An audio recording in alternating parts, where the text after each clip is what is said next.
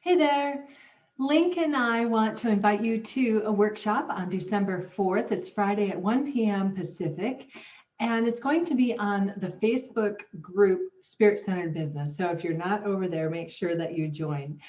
And if you're listening to this at any other time, go over there and get the replay because this is important.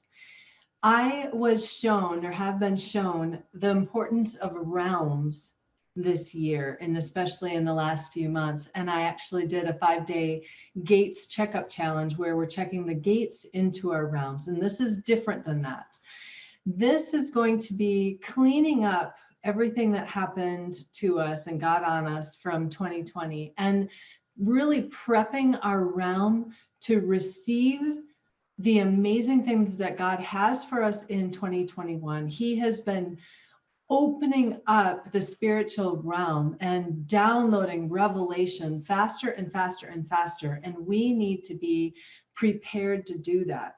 We have to step up our game and really be aware of the realms and the gates that are access points into the realms.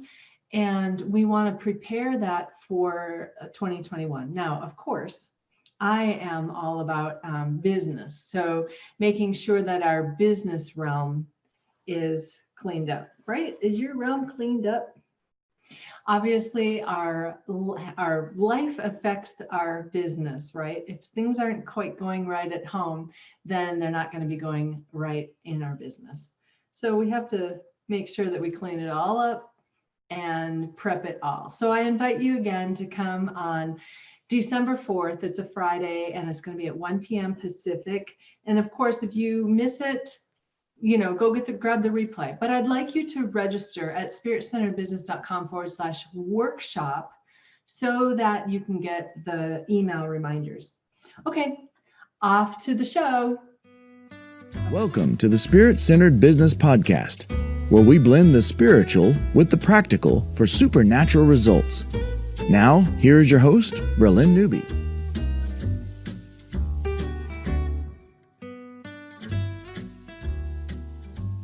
Well, hello there. Welcome to Spirit Centered Business. I have a really cool guest today, Sebastian Diaz. Yeah, is a health and fitness coach, and he is also one of the rock stars from my Planning to Profit group. And I just love your story, Sebastian. So thank you so much for coming on today. Thank you very much for having me here. I really appreciate the opportunity. Awesome. And I love your accent too. You're from Argentina, right? I am, yes. My original language is Spanish. Awesome. That's really good.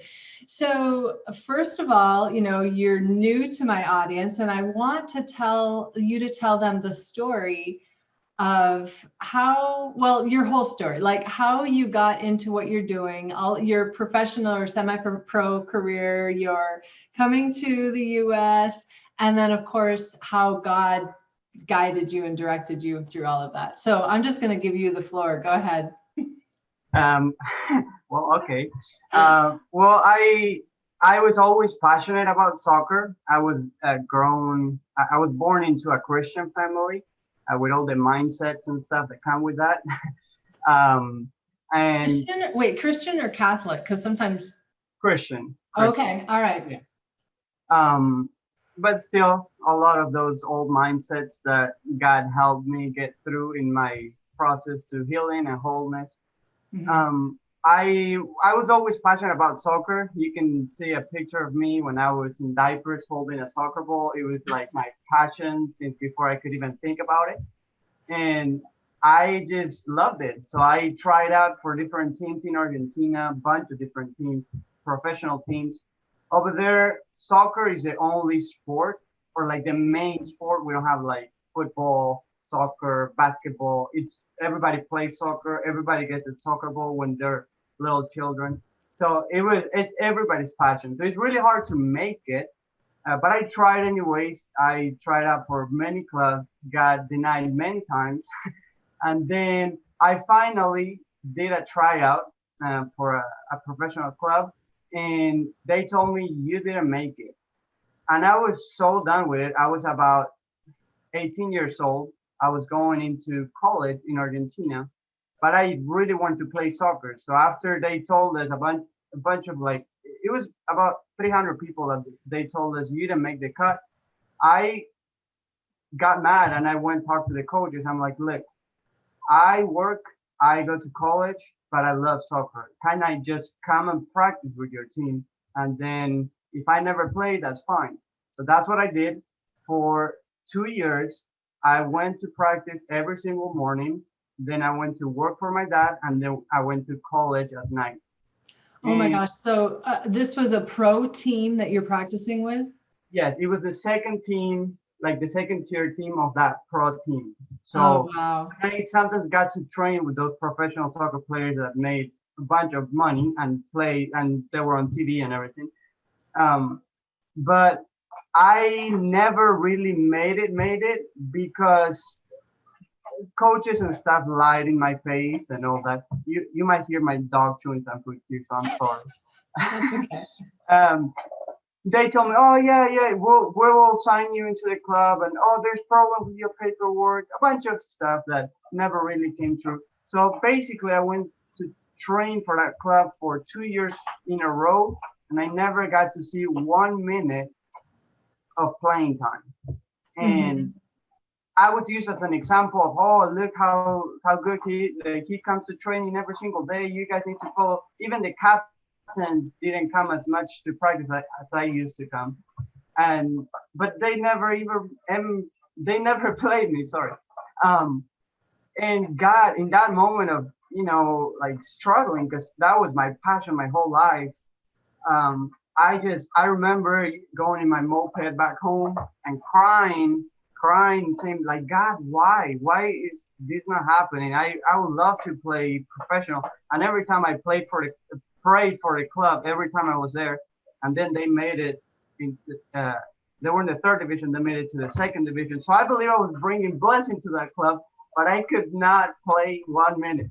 And God was telling me, just keep going, just keep going, just keep going, keep training, keep going. And I never understood why, because over there, if you're 19 years old and you have not signed a professional contract that you're making money, you're not going to make it.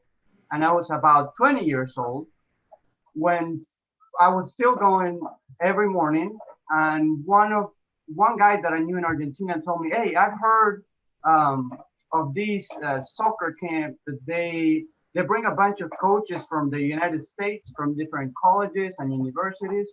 Would you like to go and try out? And so I trained 6 months by myself, taking a bus, a train, a second train, and walking a couple blocks to go to a place where they train free players, and then doing the same thing back, going to work, going to college for PE teacher.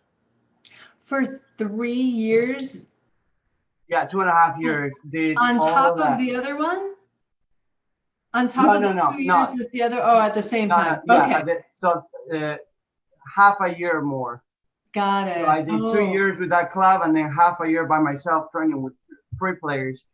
I went to the tryout, and the Holy Spirit was all over me. I was like, pew, pew, pew. I scored the first goal of the competition. They made me the captain of the team. We didn't know each other. It's a bunch of kids that just go and try out. I scored. Wow. I had an assist, and a bunch of coaches approached to me, and one of them was Coach Enrique from Colombia, and he was the coach for Central Christian College, the assistant coach. And he spoke to me in Spanish. My English was so poor, I could not speak with anybody that was from the U.S. So him speaking Spanish to me was like, oh, thank you very much. And he was telling me about the school. It was a Christian school. And well, in the end, I got offered about 7 different schools offered me scholarship. And the one that I chose, because God led me there, was like 80% scholarship. Central Christian College, this guy gave me like an 80% scholarship. So I was paying next to nothing to come to school. Wow.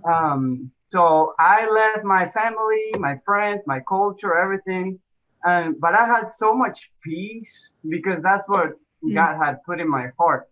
So much so that the day before leaving my home country for the last time ever, probably, I I took a nap.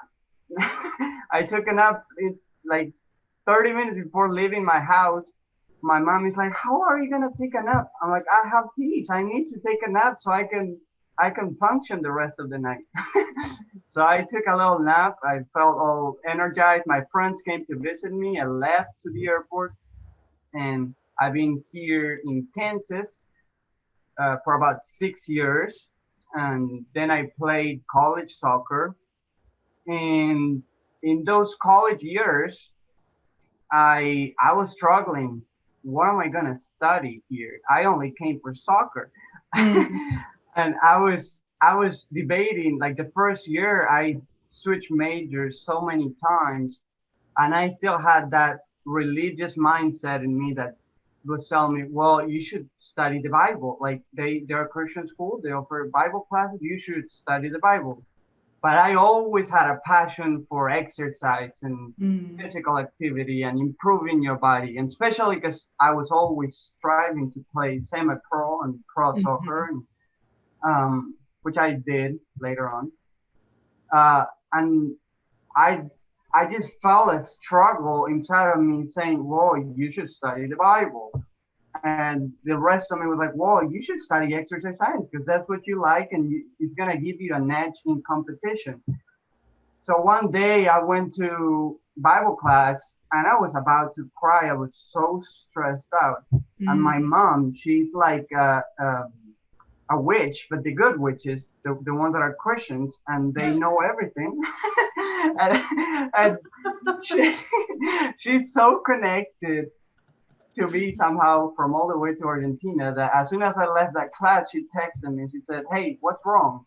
I'm like, "How do you know what was wrong?" And I told her, I told her what was going on, that I was struggling, I didn't know what to choose. And God made it really clear through her, well, study exercise science because that's why you have a passion for that. That's why I always struggled, and it made me sad to see people struggling in their health or people with poor health and not doing anything about it. So I did. That's exactly how God works as far as directing our paths. Is you're literally in tears and stressed over what you should, or other people say you should study, the Bible classes, and it really thrills you and you spend your passion for your whole life over on the exercise science side. So we really need to pay attention to those, the way that we're wired. So I'm glad that you did. Yeah, I did. And I started paying attention to all that stuff. And I was still passionate about soccer. And I always told people, well, I'm going to keep going until I just don't feel the same passion anymore. Yeah. And during the summers, instead of going home, I stayed playing for a semi-professional team in Virginia. So I stayed away from home to play more soccer, and then I would come back here and play the regular season. But in my journey, I got hurt so many times, so many different ways. And since I'm an international student, I didn't have really a health insurance. I had like an international thing, but it was so expensive to afford one in the United States. So I had to figure out a way to get myself back into shape, how to heal my own body, how to, when I twisted an ankle, a knee, a shoulder, how to bring myself into balance so I could train again and be the best version of myself, because I wanted to keep going and get to play professional soccer. So in my struggle, in my pain, God taught me through people, and through the studies I was doing. I was studying exercise science, or my dog is here making me pet him. Say hello. That's okay. Hi there. What's his name? Duke. Oh, Duke. Hi there. You got your 5 seconds of fame. Right. Well, and I learned so much, and I was so passionate because I wanted to get better, and so I could help others get better. So I studied nutrition, I studied uh, rehab, I studied all the kinds of stuff that I needed for myself and to help others. And while I was studying at Central Christian, I was doing an internship, and I had people come to me to train them. I have a guy that went on to play professional basketball in Spain. He saw me and he's like, I want you to train me. And so I was training him and giving him tips on how to stay aligned, how to eat properly. Then I had semi-pro, and I'm not sure if he went pro, baseball player. And I even had the president of the school coming to me when he could have gone to even professors. He came to me and he said, I want you to train me. I saw you training and I know what you do. I want you to train me. So I was training the president of the school for about 3-4 months. Yeah, so I love doing it. You know, that just plays to, there's somewhere, I think it's either Psalms or Proverbs, I think Proverbs, where it says that, see this man, he's skilled in his workmanship, he'll play before kings, right? So all of these people are coming to you because they see that you can help them. And it's probably from your work ethic, you practicing and you taking it upon yourself to go and play every day or every practice with this team. And even if you didn't get 1 minute on the field during a game, it all comes out to, and it's still coming out, and it will come out in your business, and it'll be even more and even better. But even in those times when you were still kind of feeling your way along, God has favor for you. Yeah, I believe it. But in the process, I did have to get rid of a bunch of mindsets. Because when I was little, when I was a little boy, I used to get sick a lot, more than the average kid. So much so that I went to different doctors, and the one doctor that ended up being my doctor, my is it pediatrician? Pediatrician, yeah. Yes. He told me that I had some immune thing that my body, my immune system attacked itself.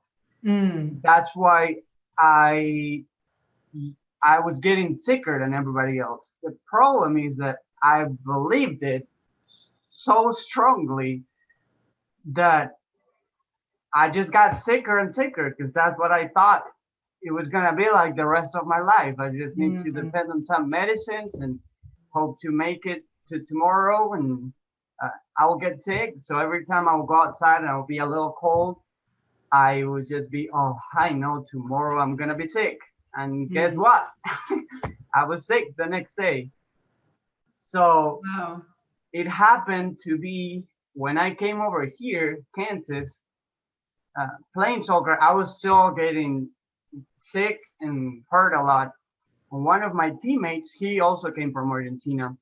He's like, Sebas, you're a hypochondriac. And I told them, what's that? No, I'm not. I just have an immune problem. The doctor told me I had. And he's like, no, you just think you're getting sick and you get sick. And the guy wasn't even Christian or anything, but he was right. I had to humble myself and say, okay, yeah, I think I am, because I'm just playing tricks with my mind and telling my body, oh, here we go again. Hold on, we're gonna get sick. Just protect yourselves. See how powerful your mind is? Yes.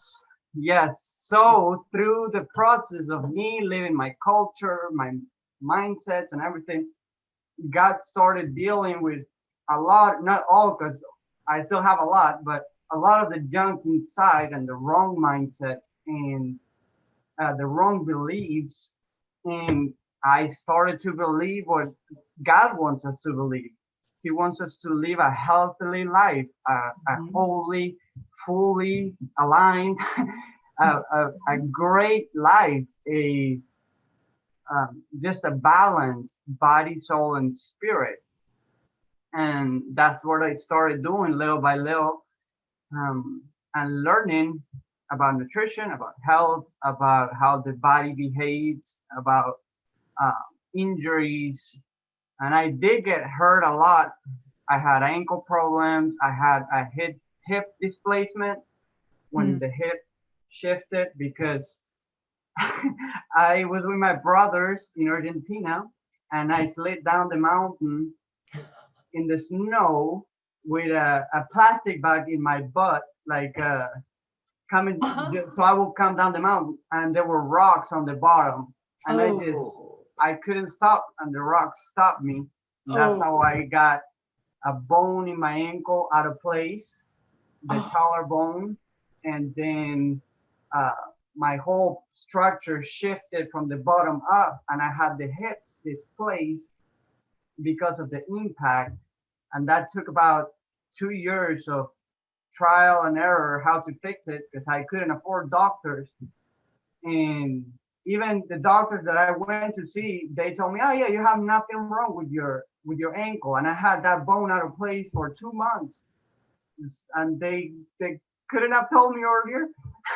So then I learned how to put those bones back into alignment, how to stretch and activate the proper muscles to bring my hips back into alignment, so I can be ready to train and go again. And because I didn't do it right away, I got all kinds of other problems like athletic pubalgia is a condition that um, basically you feel a lot of pain around your hip area because muscles are out of balance. Some of them are overactive, some of them are inactive, and we usually stretch the ones that are overstretched, and we should strengthen those.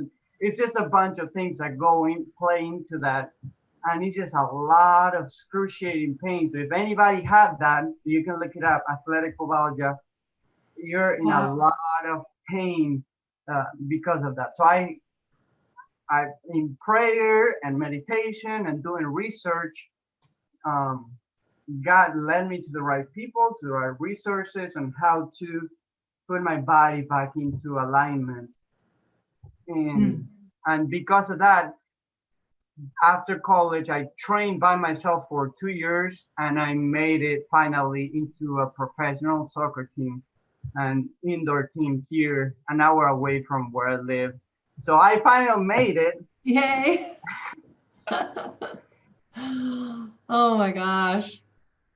So all through that, a lot of people wouldn't have the persistence, and especially in our culture, people just want a pill to fix it, rather than doing the research and, paying attention and actually implementing what you're learning in college, which I don't know how many of us actually did that at the time that we're learning it. I mean, really, we're just there to get in and get out and, get that degree and get on to getting a job and getting on with our life. We're not sitting there implementing what we learned. So that's just amazing. Plus, you had Holy Spirit directing you and giving you downloads on how to fix things. Wow. So you said the athletic pubalgia. How do you spell that? Pubalgia is Pub as a boy, ALGIA. Okay, I believe it's like that. I was pretty close, and you said that was pretty excruciating, and you figured out how to even heal yourself of that by yourself. Yes. That's just amazing. Yeah. Yeah, God worked in awesome ways, but I was in pain for a long time, and the reality is everybody's bodies are different. So we gotta ask God, and also Hold on, my dog just grabbed this squeaky toy. No, not the squeaky toy. He just dropped. Yeah, I'm trying to talk, and he's like, "Wait, wait, wait." I'm so sorry. Oh, it's all good. But we are all different. Our body shapes, our muscles, our body structures are different. Mhm. So it's not a one pill fixes all or one size fits all. But it's also about knowing your body, knowing what you need, learning how to hear what your body's needing, where the imbalances are, where the tight muscles, where the inactive muscles, where the weak muscles, um, where the weak fascia or inactive fascia, and all the stuff that play, all the locked up joints, um, and learning little by little. And nowadays, after playing a soccer game, which I'm not playing pro anymore, that's another story. Um, but after playing with my friends, we play every Sunday for about 2 hours. If I get hurt, somebody steps on my ankle, I roll my ankle. If something happens, I know what to do to get it great, to get it ready to go, even for the next day or two. Of course, unless I break something or tore something out of place completely. Yeah, I'm not God. I'm his son though. Um, and he did heal me once of something that I knew I could not. Oh, I want to hear that story. Okay.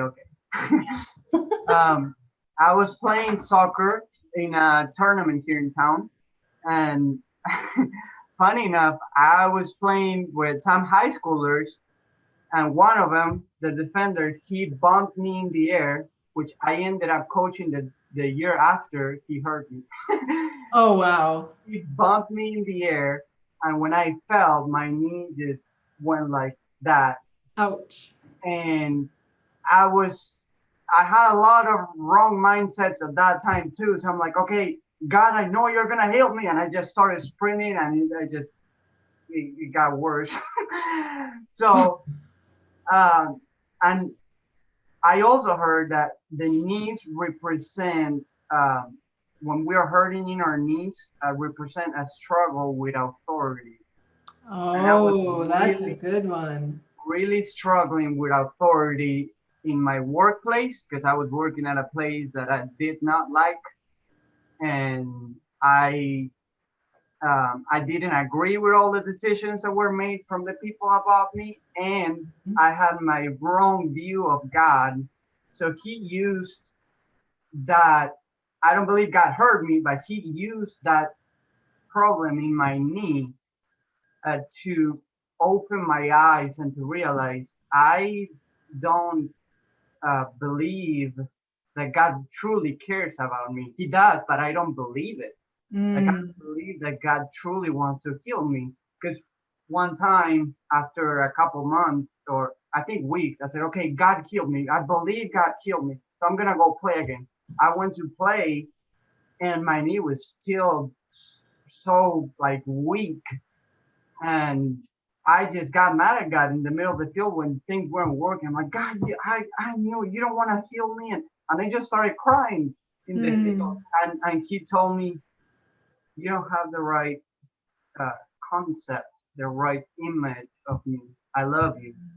And but I was so angry I could not see that. And he used that healing process because I knew something was torn. I like my knee was wobbly and it's not supposed to be like that. I just had no money to pay for doctors or get a scan in my knee or anything like that. So in prayer and meditation and just believing God is my healer, believing he truly loves me and embracing that and breathing that reality and just accepting I'm loved, I'm fully loved. There's nothing wrong with me. And then my knee started healing, and a couple days after I was playing soccer again. And I know it was not me. It was just changing wrong mindset, that wrong concept that I had about God and Jesus, and I still have a lot of those, but I'm learning how much He truly cares about all our full balance, our body, our soul, our spirit, how much He truly loves us, Mm-hmm. and that's been my where I wouldn't trade anything for that knowing I'm loved. He, He cares about me. He wants me full of life, full of joy, full of healing. Full, and every morning now I get to meditate an hour or two before Mm. starting my day, and it just I wouldn't trade that for anything else because all the healing, all the stuff that I need is going on right there in that moment. He brings me back into shape, into alignment. Um, I wouldn't trade that for anything. Mm. Oh my gosh, that was so good, Sebastian. Wow, so good. So I need to wrap this segment up for part one, but we're going to come back in part two. And what I'd like you to talk about in part two is I'd like you to give people some tips on how they can heal themselves. Obviously, you just gave the biggest tip is to know that God is your healer and He wants you healed, right? He loves you so much that He wants you healed. There's no reason why there should be sickness and disease other than us believing wrong about it, right? Obviously He can do whatever He wants, and we are not sovereign, and we don't see the big picture like He sees the big picture. But in the at the end of the day, we just have to know that we're loved. Right. Exactly. So I'd like you to talk just in the last couple minutes here, tell people about your website, how to get a hold of you. And then in part two, we'll go into some teaching, but just wrap this up with some little gold nugget that they can take and get in touch with you. Okay, well, the way to find me right now is www.coachsebastiandiaz.com, and that's where you can grab a free video on how to pain manage yourself, how to start putting your body back into alignment. And I'm gonna teach you little tricks and secrets that are super simple for everybody to understand, and a little exercise there. And then if you subscribe, you're gonna get a second video about other stuff. So it's really cool. You should go check that out. And then I also have a program that we can talk about it more about it later. It's called the Fully Aligned Body Program, and I teach people how to put their bodies back into alignment. With simple, easy to do exercises, muscle activations, stretches, release therapies that are used by professional teams, simple little instructional videos that everybody can do from the comfort of home with little to no equipment. So that's what I have to offer us for right now. Awesome. Thank you. And of course, just to let everybody know, where were you before you started Planning to Profit? Because that's where you are now. Is you have a program, you've got your website all going. So where were you before you did my program? Well, I was getting let go of my other job. So because I was praying for the longest time, God, I don't want to do this job anymore. And as soon as they told me, I think we're going to have to let you go, you put up a video about the Planning to Profit program. I'm like, I think I need to do that. So I did your master class and you convinced me, and then I signed into your program, having no idea what I was getting myself into. And you made it so simple, so great. You broke it down step by step, and you helped me with everything I needed. You just cleared my mind with a bunch of wrong concepts, and you're awesome. Thank you very much for doing that program.